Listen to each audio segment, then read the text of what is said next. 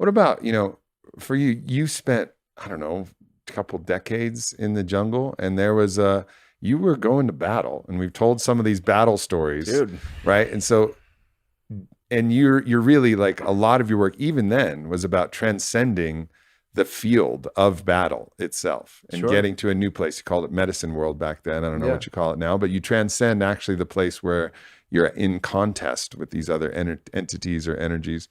Yep. But like an old warrior like yourself, and I don't mean old in that you're old or something like that, but like, yeah. But like a veteran warrior, there has to be some party that maybe every once in a while is like, it's been a while since I had a good fight, and I got all of these Icaros, I got all of these allies, I got Hank the polar bear, I got all of these homies up here, and they like a good fight, and I like a good fight. Do you ever miss just going in there and fucking shit up? Not really. Not in that sense. Not in that sense. There was, during that time, that was life and death. And it's not a game when it's life and death. Right. It's war when it's life and death. It's not just a fight. Like, you could die, and you know it. And fundamentally, that makes something so real that that it transcends that concept of just a battle. Like, you realize you may end up on the battlefield dead at that moment. Mm-hmm. I think there's a part of you that always knows you have those skills, and you can respect those skills. And there's a place for those skills, and there's a place to use those skills. So in that sense, I think that, there's still power within them, and there's still vibe, right? But I don't want to use them with people. I just don't have any interest in using them with people. But going and playing that out in a spiral galaxy, going and doing that with a bunch of stars, like, it's interesting. It's interesting, the forces that are at play. The nature of the predation on Earth is about life itself, and life is a precious gift. It's not just consciousness, it's actually the life. Like, it's cellular matrix. It's the self-ordering matter of Earth itself that becomes life. It's a transcendence of us being different races and us being different creeds, different religions, and different nationalities, and realizing that we're all humans, or we're all from the same species, or we're all part of the same collective group. And at some point, we don't need to harm each other to be able to be good, or to be able to, fully express ourselves. Right. There are other ways to be able to do that.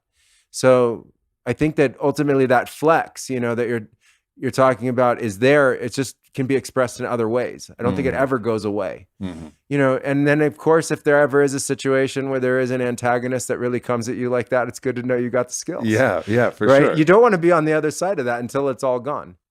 Yeah. Right? Until it's all gone, you got to have those skills. You have to. Like, I wouldn't go into any ceremony without having those skills.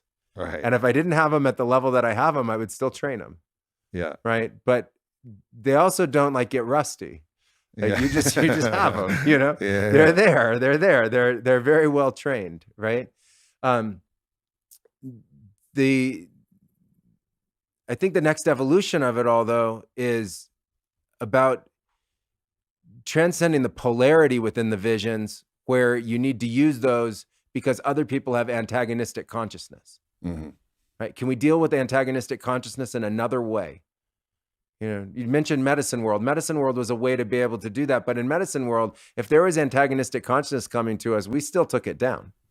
It just couldn't hit us. It's just like, you're just not going to hit us, right? Like, there's just no way to harm us anymore. The goal was just get out of the harm, but it wasn't, to be passive and allow harming others in their consciousness and harming others in their practices to continue that. We just shut it down, I think there's still a part of that because there's so much of it going on, maybe more now than ever, that there is still a need to regulate in terms of the practices and the people that are involved in it and the way that it's actually taking place.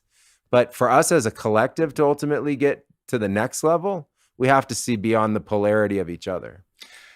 It's interesting because I think, like, I can understand this from, like a physical reality in which hopefully I'm going to have a son and hopefully a daughter. That's my prayer, that I'm going to have one of both. And I think probably a lot of people have that prayer. Some people get it answered, some people don't.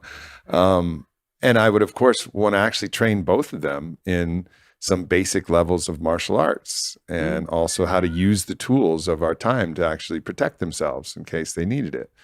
But never would want them to actually use that in a way that would be bullying or be a way that would hurt anybody. Exactly. But you want to train that warrior, that kind of warrior spirit. It's not just that, of course, if you can get out of a situation, that's the best way to do it. But sometimes you can't get out of a situation. Like, for example, when those 4 guys were around my car and one of them took Caitlin's head and smashed it into the side of the window of the car, like, there was no like running away. It was like, all right, you ball your fists and you go and you fight until you're either dead or you protect that which you love.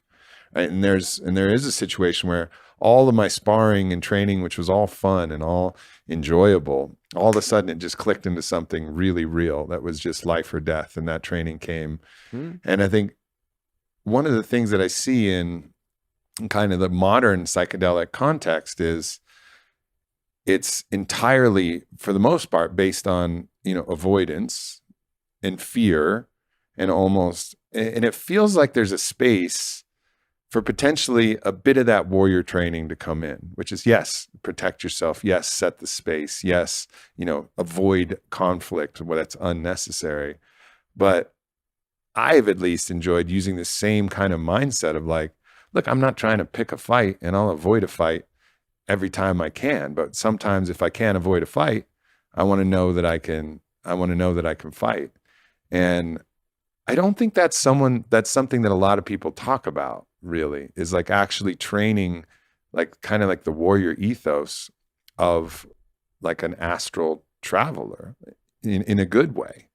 You know what I mean? And it's something that I think our conversation, I remember I called you, I guess, I don't know, maybe 9 months ago or something like that. And I had a very specific thing where I felt like something arose in an ayahuasca ceremony. And I've talked about it, like this force arose, and there's this awareness that I may need to actually go into my training a bit more. And that actually is what drove me into my cinnamon dieta, which I was guided into doing, and then gave me what is my strongest move. Like we all have our strong move, whether we're stand up, maybe it's our overhand right, or maybe it's whatever it is. If it's jujitsu, maybe it's our double leg. And then, we have our strongest move that we can pull that will work for the most part, unless you're with something that's really gnarly, or you find someone who's really well trained, or an entity or something. But I just kind of feel like there's this overall a bit of like, it's a bit too soft in a way, the way that people are kind of exploring, and to actually have a more robust and holistic understanding, like a little bit of warrior training might be helpful. I don't know. What do you think about that? Like just a little bit, just like a little bit of the warrior training basics. Maybe more than a little bit. Yeah. Maybe a lot.